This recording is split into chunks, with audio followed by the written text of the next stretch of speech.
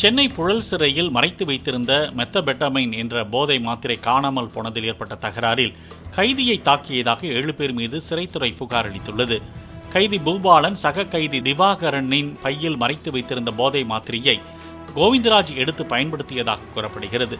இதுகுறித்த தகராறில் தாக்கப்பட்டு காயமடைந்த கோவிந்தராஜ் ஜெயிலில் உள்ள மருத்துவமனையில் அனுமதிக்கப்பட்டார்.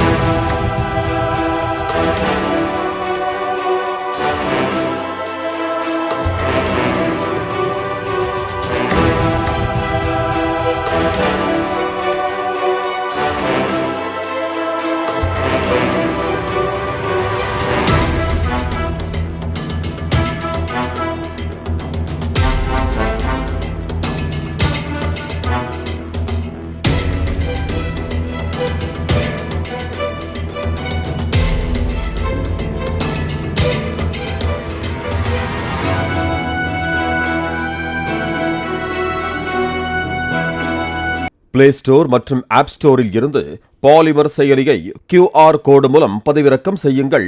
செய்திகளை உடனுக்குடன் பெறுங்கள்.